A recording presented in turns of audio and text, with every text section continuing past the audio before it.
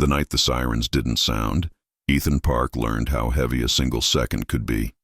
He was a paramedic who had given up on miracles long before miracles gave up on him. You'd done at work 10 years in a city that chews through light and expect gentleness from the dark. You learn rhythms, the tender clink of morphine vials, the slap of doors, the slow arithmetic of oxygen and blood. You learn how to keep a person here when everything else is already leaving. You learn how to lie, kindly. You're going to be okay, even when you know the world is already folding them up. On the night it started, Ethan and his partner Joe were 3 minutes from clocking out, cruising a street where laundromats glow like little moons and barbers sweep hair into galaxies. The radio spat static and then went quiet. Too quiet. Joe tapped the console, frowning. "Dispatch?" Silence. The city held its breath. The streetlights blinked in a pattern that wasn't a pattern until it was. Long, short, short, long, like a heartbeat that had forgotten itself. Then the old man stepped off the curb. He wore a gray suit the exact color of fog, and he held a watch flat in his palm, chain curled around his knuckles. He didn't look at the traffic. He looked at Ethan, as if he'd been waiting for this particular ambulance since the day he was born. "Jesus," Joe said, yanking the wheel. Tires screamed. The grill kissed metal. The watch fell. It hit the asphalt and didn't bounce. It sank, like it had found the hole it had been digging toward all its life. Ethan was out of the cab before he knew he'd moved, hands up, voice already making the shapes you use to calm strangers. The old man smiled, tired and beautiful. "At last," he said, as if the night were a staircase he finally recognized. He took Ethan's wrist, turned it palm up, and pressed something into it. Not the watch. Half a watch, as if someone had opened time and taken a share. The casing was scarred, the glass spidered with patient cracks. The second hand lay below the face like the needle of a compass that no longer believed in north. "Keep it," the old man said gently. "Use it when you must, but count the cost." "What cost?" Ethan asked, because that's what people say before the story answers with teeth. The old man's gaze flicked across the street, where a bus had not yet run a red light it was going to run. "Nothing you don't already pay," he said. And then the bus met the intersection, and the night tore open like fabric snagged on a nail. Later, Ethan would remember the shapes before the sounds. The yaw of metal, the surprised O of mouths, the red scarf that lifted from a woman's throat like a bird escaping. He moved without deciding to. Gloves, bag, airway kit, and the world narrowed 2 inches. The distance between breath and no breath, between "stay with me" and the sentence you don't want to finish. Joe stabilized, called out numbers like prayers. Ethan crawled toward the smallest shoe under the bench seats and found the girl it belonged to, 8, maybe 9, freckles like spilled tea, pupils blown, chest still. He set his hands and commanded a heart to remember its job. "Come on," he said. "Come on, kid." The city's hum had broken. All you could hear was the clock in his wrist. That was when the second fell out of the world. It didn't stop. It scraped, like a drawer misaligned, resisting. The bus, the wail, Joe shouting, everything caught on the rough edge of a moment. The broken watch in Ethan's palm grew cold and then hot. The second hand, tucked below the face, shivered once and clicked, and the second rolled back. Ethan found himself 1 heartbeat earlier, hands not yet on the girl's chest, the scarf not yet flying, the glass not yet singing to the floor. His body remembered the shape of what came next. His mind screamed a question so loud it didn't need words. "Use it," the old man had said. "Count the cost." Ethan set his hands in a different place. He shifted the angle of the girl's head. He changed a tiny thing that would never make a movie but would save a life. Somewhere, an artery said, "Thank you," and kept its promise. The girl coughed water that wasn't there, and then air that was. He felt the cost. Not a pain exactly. A tug. Like someone had untied a knot deep inside him. A knot he hadn't known was holding him upright. He tasted copper and winter and the first cigarette he'd never smoked. He knew, without knowing how he knew, that he had paid with a second he was supposed to get later. A second of something. laughter, or sleep, or the way sunlight feels when you step out of a hospital at dawn. It was gone now. He hoped the kid's breath was worth it. It was. It was always worth it. The radio came back like a tide. Sirens arrived. Hands took what his hands were finished holding. Joe squeezed his shoulder hard enough to bruise. "How the hell?" she started, then stopped, because the only answer would have been a myth. The old man in the gray suit had vanished. The broken half-watch remained, pressed to Ethan's palm as if to say, "I choose you because you will choose them." He took it home. He didn't tell Joe. He didn't tell anyone. The city taught him secrecy before it taught him medicine. The second time he used it, a year had passed. He had added lines to his face and removed some from his heart by giving them away to nights that needed them more. He learned the half-watch's habits, the way it warmed when a single second could split the whole night into two different futures, the way it cooled when mercy was beyond even the bravest math. He learned that the second would roll back only if he was the one holding it. It could not be thrown like a rope to someone else across a chasm. He learned not to try to steal for himself.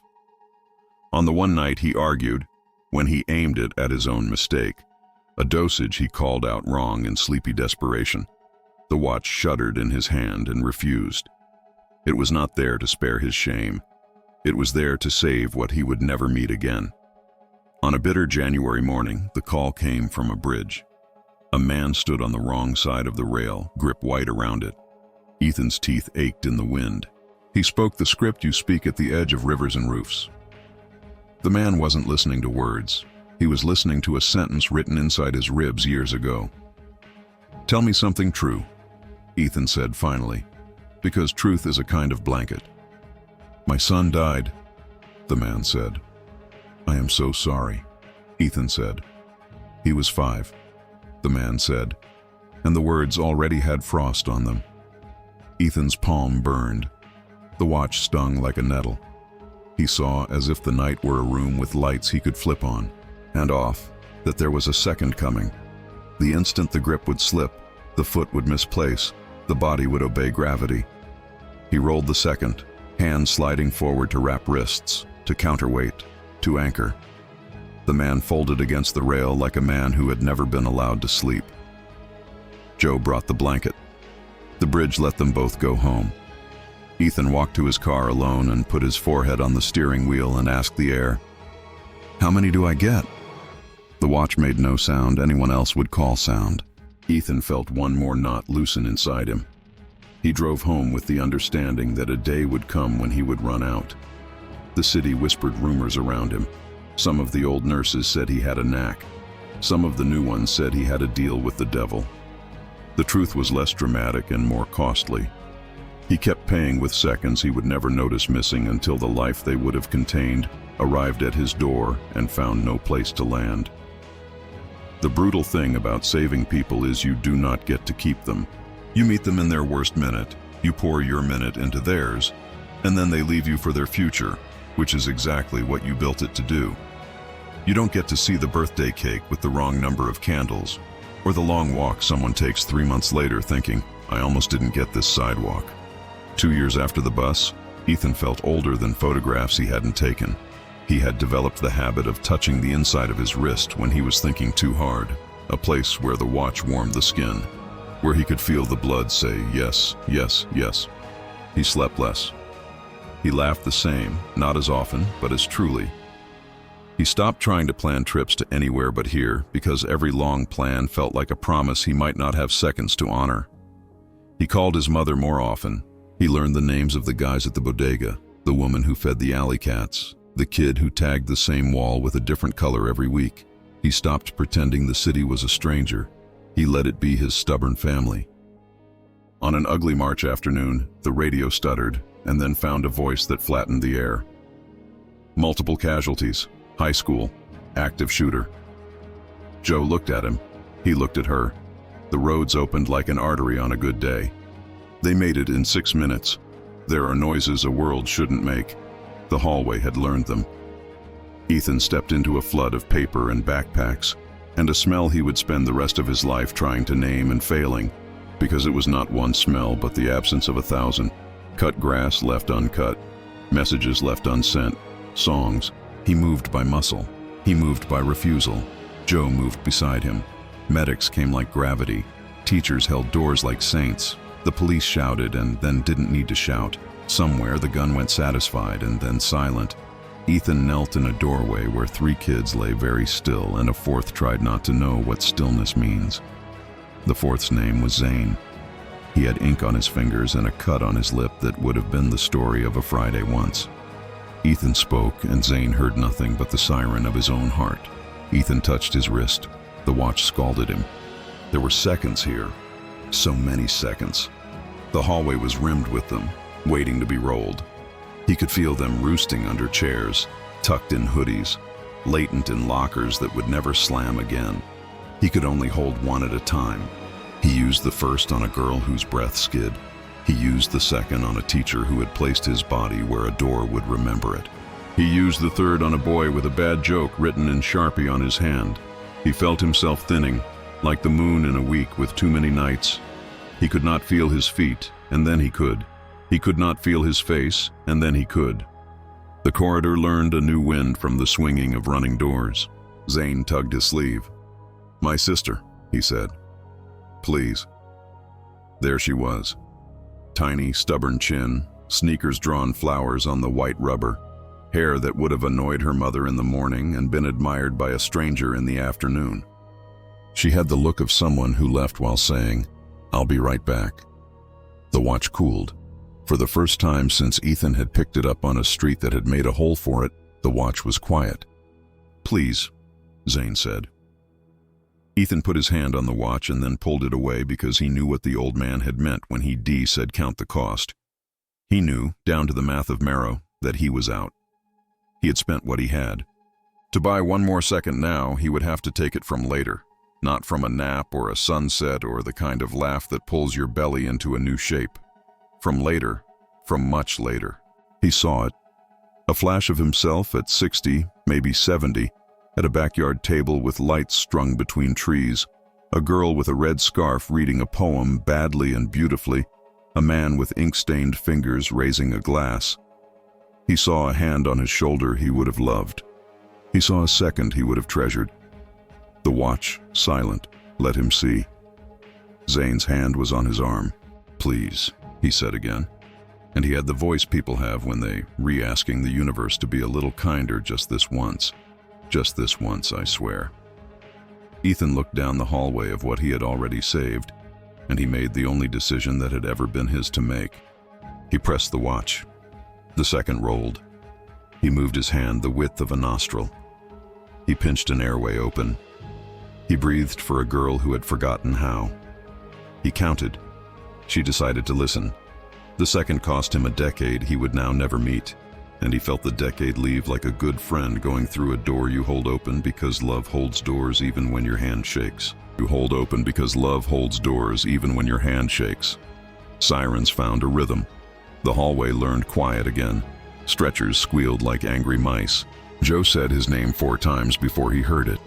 When he looked at her, he saw the truth. She had always known there was something in his pocket heavier than keys. "What did it take?" she asked softly. "Later," he said, and meant it the way a person means rain when they smell it in their bones. The city made a ceremony of gratitude. They put ribbons on things and words on people. They read lists in gyms and cried into microphones. Ethan went to the services and sat in the back and counted breaths until the counting calmed him. Zane found him in a hallway that smelled like citrus and candles and hugged him like a drowning man hugging the plank that decided to float. "Thank you," he said into Ethan's coat. "You'll thank me by living," Ethan said, because that sentence had become the only religion he could repeat without choking on it. Years moved like they always did. Stubborn, beautiful, indifferent, kind. Ethan learned to love in a way that didn't start with apology. He did not have the backyard with the lights between the trees, but he had porches he could sit on and people he could call at 2 a.m. He walked past the high school and felt both the ache and the answer humming under his feet. He taught new medics the kind of truth that doesn't lend itself to slogans. Your job is not to be a hero. Your job is to stay. Heroes burn. We stay. Every so often the watch warmed. He used it on a delivery that turned on a man whose heart didn't want to work weekends, on an old woman who wanted 5 more seconds to finish a story for a granddaughter who would tell it for 50 years after. He respected it. He resented it. He forgave it for choosing him. He was 49 when the old man in the gray suit sat down beside him on a hospital bench like they had planned it that way. The suit was the exact color of fog. The watch chain was gone. "You held it longer than most," the old man said. "I cheated," Ethan said. He couldn't help the grin. "I'm stubborn." "That too," the old man said, and his smile was kind enough to bless a wound. "You have paid your seconds. There is one left. It is yours." Ethan waited for the sales pitch. None came. The hallway clock ticked with honest boredom. Somewhere, someone laughed the kind of laugh that helps a room remember it is not a disaster but a place where humans live. "What do people usually do with the last one?" Ethan asked. "They squander it in beauty," the old man said, "or spend it in duty, or save it, which is its own kind of spending." Ethan nodded. He had 1 second that belonged to nobody but him. He was so tired he could weep with it. He imagined spending it on the taste of a peach, or on the way a hand feels when you finally hold the one you've been too afraid to touch. He imagined spending it on the sun warming a steering wheel at dawn. He imagined saving it for the hour a stranger would need it more. He did none of those things. He went to the bus stop where the city had spared a bench from advertisements and money. He sat beside a woman with a red scarf who was scrolling bad news faster than a thumb should. He asked her about the book on her lap. She answered, surprised, then warmed, then grateful you could be grateful for a question. They talked until her bus came. When she stood, she said, "You look like a man who knows what things cost." And Ethan laughed. "I do," he said. She squeezed his shoulder the way a half-remembered future once had. He walked to the school where Zane taught art and sat in the back of the room while teenagers drew hands that looked like birds and birds that looked like apologies. Zane's sister, now a college student with hair the color of courage, came by to see the show. She hugged Ethan with both arms and all her years. He didn't spend the second then either. He saved it for the night he knew would come. The night every medic knows is coming from the minute they stop being rookies and start being survivors. The call came from the edge of the city where sidewalks turned back into dirt. Single car, single occupant, single tree. The airbag had gone off like a good intention. The engine had learned how to pray. Joe drove. Ethan listened to the way his chest counted without asking for permission. They reached the car and time did the thing it does when it wants to be a wall. Ethan saw the face and it was his. Not really. He saw a man his age with his jawline and someone else's eyes in a story that had been rushing toward this tree since the day his father told him he was not enough. The man's breath argued with physics. Ethan could feel the second warming like a coin in a closed fist. He spent it. He rolled it back, not for the man in the car who would live because of Joe West's hands, and because the tree had chosen the kindness of a different angle. But for the child in the back seat, Ethan hadn't seen because the blanket was dark, and the car was darker, and the sound was smaller than science. He set his hand differently. He turned the head 2 degrees. He opened the airway Bible thin. He breathed. The child made a sound like someone agreeing to stay. The watch cooled. It did not die. It returned to the drawer in the world where it would wait for the next person who would choose others over later. Ethan felt the last knot inside him loosen and knew, with an ordinary, overwhelming peace, that he had nothing left to give and no debt left to pay.